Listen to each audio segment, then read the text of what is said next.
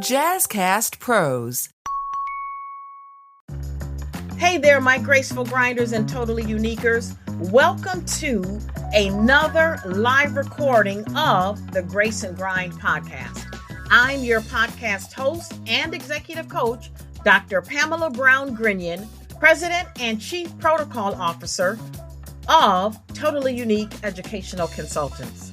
I'm so excited that you're joining me today. I don't know if you've noticed, but the Grace and Grind podcast have taken a shift, and we're now talking about inner healing, inner development, inner polishing, all the things that we need to be focusing on in our third and fourth quarters of our lives. Yes, this is all coming to you live every morning, Monday through Friday, 8 a.m. on all of my social media platforms at I am DrPamala.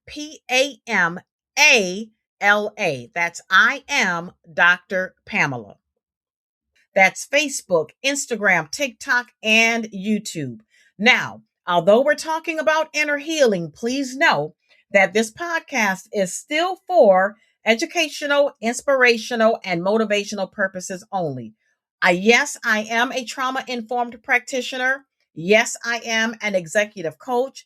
Yes, I am an international etiquette, life skills, and manners coach. And yes, I've combined all those things together to create what I call emotional etiquette. And I'm inviting you to join me on this journey of inner healing. So with that being said, let's jump right in. Now, what kind of thoughts do I do that I have to shoo away? When I was younger, I dealt with poor self-esteem and poor self-confidence. I didn't have self-confidence when I was younger because I thought that people could see everything on my face that I had gone through. So I would cower and I would keep my eyes down, and I didn't want any attention to myself.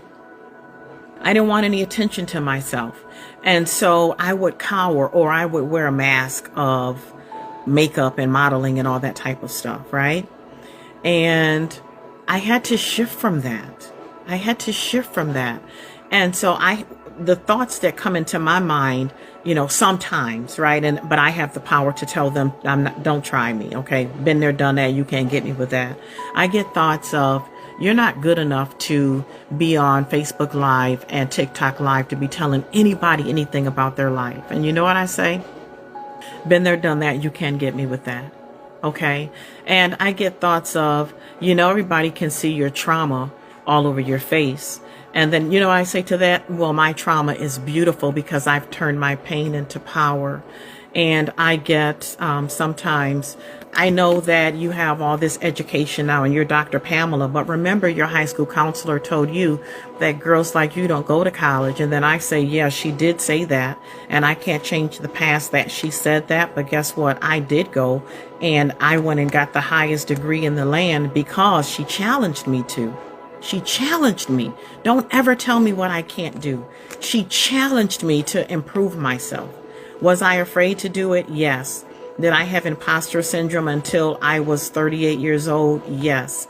But it doesn't matter how long you carry your self-doubt, your fear, your imposter syndrome. What matters is that you move. I moved. I did not have motivation. I moved. I did not have courage. I moved. I questioned my faith. I moved. I was on that ledge, thinking I could never do it. I'm not good enough to do it because someone else said. But I don't allow anyone else to do that to me anymore. Why? Because I have the power to control how trauma and what people say in my experiences show up in my life. I have the power to control how it impacts me. I have the power to control how much power I give it. I have the power to control that because I have free will. And I choose to use my free will the way I choose to use it. I don't allow people to should on me. SHOULD. I don't allow people to should on me. Girl, what you should do is, you should do this. I don't allow people to tell me, if I were you, you're not. I don't allow people to shift me from my royal blue brick road. Your brick road might be yellow, but my brick road is royal blue. And when people tell you, you ought to and you should, well, maybe that's what God told them that they should do. And when you jump onto their yellow brick road and abandon your royal blue brick road, you have detoured your own passion, your purpose, and your mission. You've deterred that. You've derailed that. So I don't allow people. I was all over the place. Pam, come do this. Pam, come do that. No. If it doesn't align with my purpose and my passion, don't ask me to do it. What's my purpose and passion? My purpose and passion is to help people to have emotional etiquette, that they learn how to deal with trauma and to change their trauma behavior, their responses to their trauma, to change their mindset, to learn how to polish yourself first on the inside, and then you work on the outside, or simultaneously, right? Don't just make it nice and pretty and a great presentation on the outside, because you really can't pull it off. Well, you might be able to for a little while, because I was really good at faking the funk, right? I was really good at wearing the mask and the facade. I was really good at that.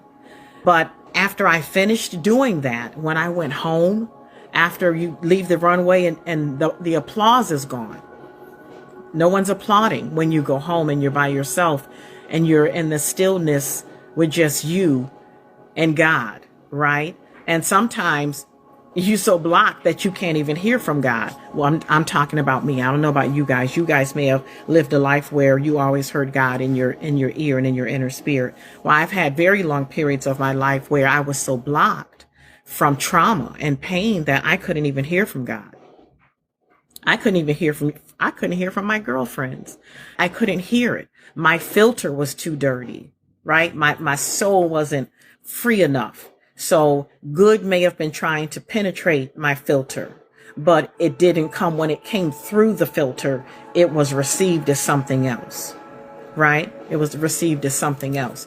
And that was internal. And once I started to work on me and to challenge myself, then I was able to hear from God, and then I was able to get direction. And just because you get direction doesn't mean that you move, because then that thing comes back of you're not good enough, right? Why should somebody listen to you? Should people listen to you just because you're Dr. Pam? Yeah. Yes. Right. And that's what I was thinking, that people should just listen to me just because, right? But that's not it. It's about impact. Why should you listen to me? Because I know what I'm talking about. And I've been there, done that. And I'm not going to tell you anything that I wasn't my first student and my first client, myself first, right? I love you too, Shelly Bell. My grandmother used to say, never been there, can't tell going there how to get there.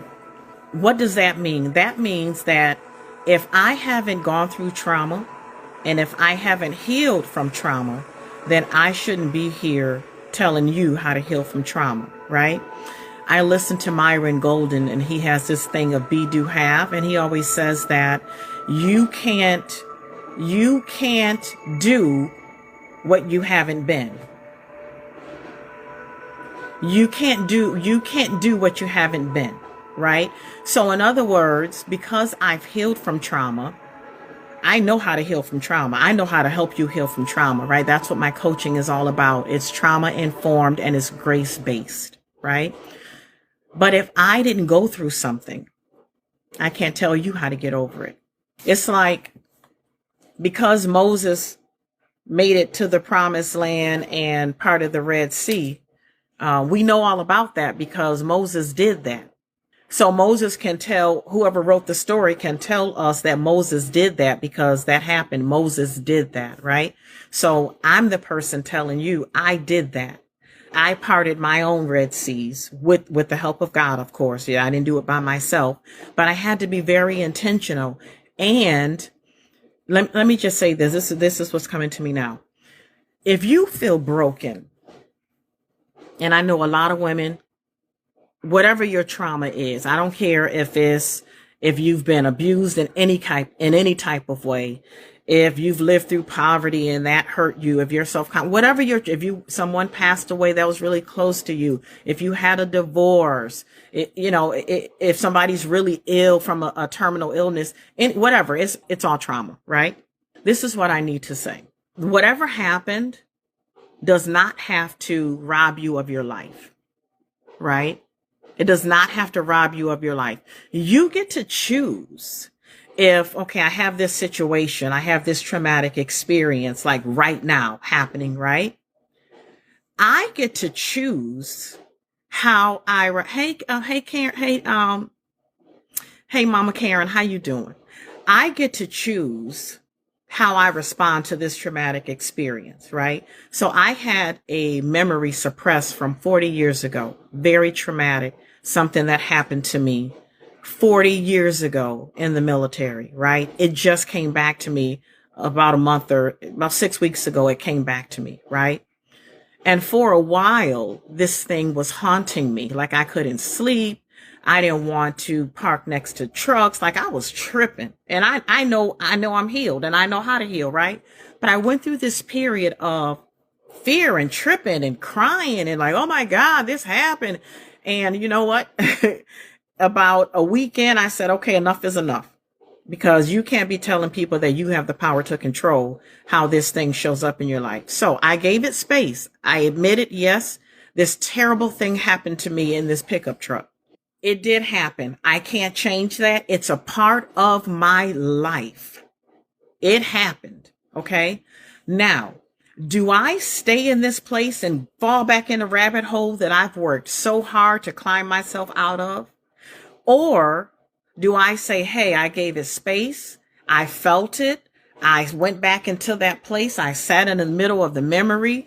I saw, I smelled, I felt, I listened. I did all the things. I made it very present right now so that I could move past it. And then I said to myself, you know what I said to myself?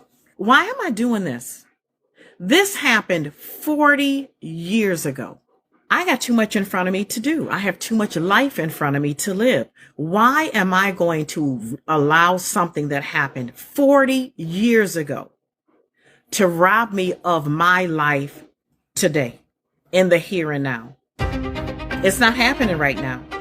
I felt it. I smelt it. I heard it. All the things. Okay. All the things. Do you know that I have not dreamed about that since I said I have the power to control how this traumatic experience shows up in my life, how much power I give it, how I respond to it, and how much impact it has? I have the power to control that. And so I did. I shifted. I reframed. I said, you know what? That happened to me, but I'm going to turn my pain into power, and I'm going to talk about it, and I'm going to help somebody else who is possibly living with trauma. Most people that I know have childhood trauma or past trauma, right? I was 17 years old. I was a kid. And I thank God that I didn't remember. I had part of a dream, but I didn't remember. I thank God that it came back at a time where I know how to maturely process it, a time where I know I have emotional etiquette. And that's important. Okay. So what I did was I reframed it, and the way I respond to trauma and situations changed. I'm a 59-year-old grown behind woman.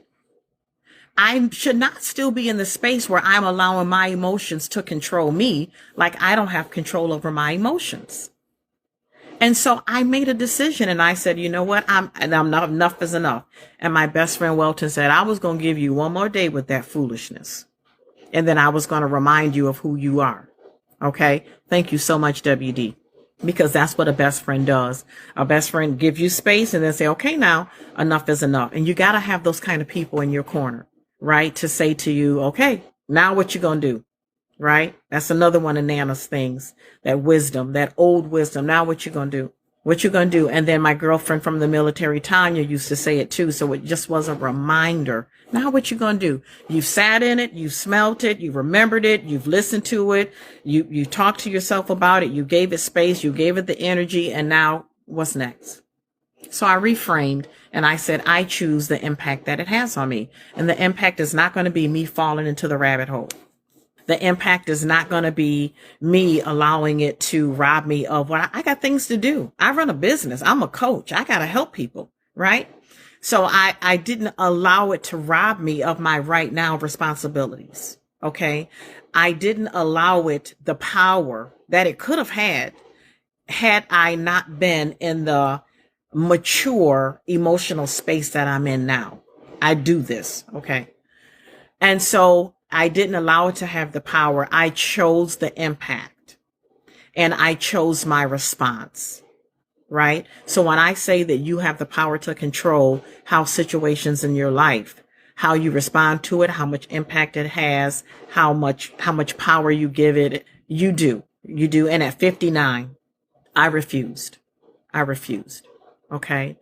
And so I know we've shifted but I guess this is how I'm spending time with you guys now. So it shifted from me spending time with myself to me spending time with you guys. And I'm so happy that you're here. I don't care if it's one person. I'm going to talk to that one person. Cousin, what you say? Yes, keep it real now. What? I like this conversation, much needed. I hope it's more to come. Absolutely. Guys, let me tell you something. I don't want to do this. Let me just be real about this. This is not what I want to do. I do not like the camera like this. Okay? This is not something that I said, you know what? I'm going to get on here and this was not that. This is, Pam, I've given you an assignment and you've done everything else is done. There isn't anything else to do. I've given you an assignment, right? Obedience is better than sacrifice, honey. I have learned that too. So this is me accepting my calling to come on here and talk to the women over 50. If you just want to do some change your life TikTok and change your life Facebook and change your life Instagram, like that's what this is. If you want stillness, that's what this is. Okay. If you want slow down and to remind yourself of who you are and to remind yourself to do something nice for you, that's what this is. Okay. To put yourself on the calendar. Okay. However your devotion time is. And I'm telling you guys, I'm restarting because I just get up and go, but I'm restarting and I'm being intentional about how I'm living my life. I did exercises. I did dancercise today because I love to dance and I hate to exercise. So one of my friends sent a video and I said, you know what? Cha-cha. I think it was the cha-cha slide. It was chair dancing. I did it in the chair. And then I said, you know what? You stand up. And I stood up and I just danced. So I spent some good time with myself and I love tea. And so I am having my tea. And I can't be on here talking about tea and not give you an etiquette tip, right? When you are sitting, your saucer stays on the table. When you are standing, you stand up with your saucer and your saucer acts as your table. That's the etiquette in that. And when you're holding your teacup, only one finger, this is a very small, you see how small that holder is. So only the handle is only one finger goes in there. And then I use this finger right here to balance. Now, sometimes I do it like this. This is how I teach my granddaughter to do it because she's not steady with the cup for balance. Okay. For balance. And it's no pinkies up. Okay. That's passe. Pinkies were only up because these handles were too small and the cups were smaller. And so there wasn't enough room for your fingers, but now there is. So pinkies down, ladies, keep your pinkies down. All right. So that is your etiquette tip for the day. I'm sitting, so my saucer will be down. When I'm drinking, my eyes, no matter what I'm drinking, my eyes is always looking at my beverage. And notice that I did not bring my head into my cup, right? I'm up, I'm posturesque, and I have my tea, and I bring my hand to my mouth. I just give myself a gentle nod so that I can come to the teacup. Right? Isn't that cute? Looking inside your teacup, okay? That's your etiquette tip for the day. All right? Now, I'm not going to be giving away all my tips for free. But anyway, I'll see you guys in the morning. And if you want to look at any products that I have now, I have some free things. You can go to my LINK and my bio, and I don't think it's on Facebook, but it is on my TikTok and Instagram. Kathy said pick a time, so we chose 8 o'clock.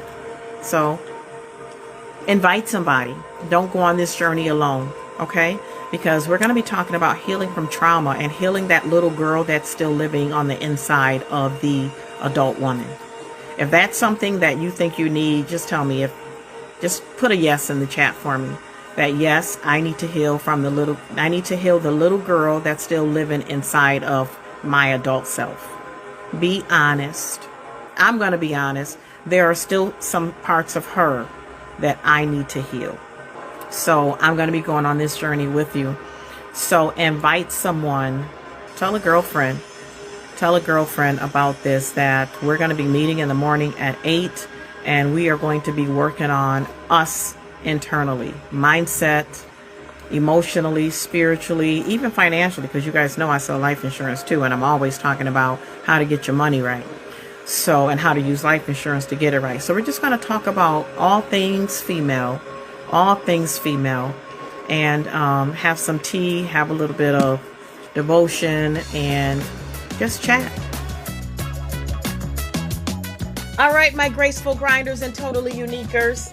I know you enjoyed this episode because I enjoyed recording it for you. Please join me every morning, Monday through Friday at 8 a.m. on all of my social media platforms at I am DrPamala. That's I am Dr. Pamela. And remember, you can listen to this podcast anywhere you listen to any of your other favorite podcasts. All right? Now, you know what I'm going to say. I love you, love you, love you with my whole heart. I love you. I do. And you have the power to control how your trauma shows up in your life, how much power you give it, how you respond to it, and how it impacts you. You have the power to control. So embrace that and go and create your totally unique day on purpose. Until next time, ta-ta for now.